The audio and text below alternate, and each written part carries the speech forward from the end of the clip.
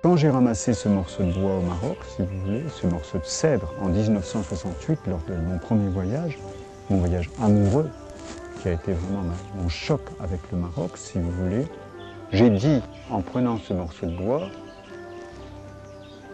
je ferai un jour un parfum qui s'appellera cèdre avec ça. Et c'était un parfum au cèdre, c'est la première ébauche de ce qui devait déclencher cette révolution, si vous voulez, de ce qui a été le retour de la pureté, de l'identification possible d'un matériau en parfumerie.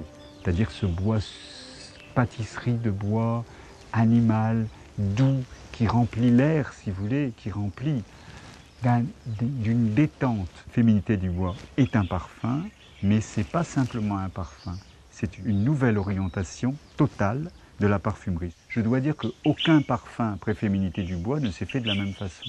Ça a bouleversé la donne de la parfumerie. Parce qu'un parfum, c'est quoi? C'est un accord de soi-même avec un désaccord, en ce qui me concerne.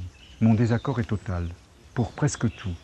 Et je dois trouver l'accord pour le dire, pour accorder mes propres sens et accorder le sens des autres à mes propres sens, à mon désaccord.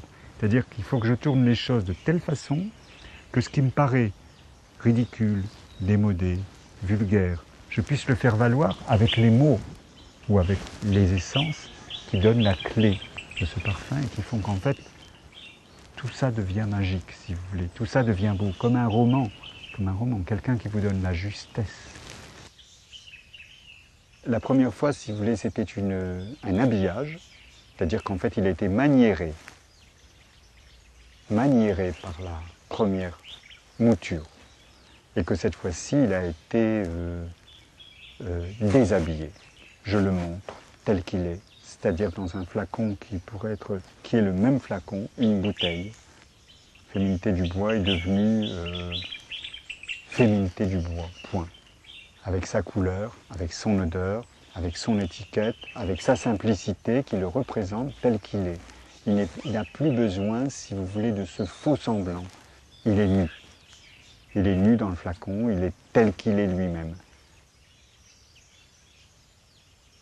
Il est très clairement la clé du cèdre, non pas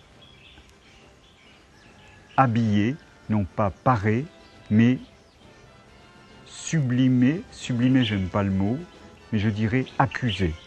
Accusé, comme un accusé, comme au prétoire. Accusé. C'est un accusé, Féminité du bois. Je mets le bois en accusation. Et en accusation, je fais de cet accusé, disons que je suis le juge et que je suis amoureux du criminel. Voilà, c'est à peu près ça.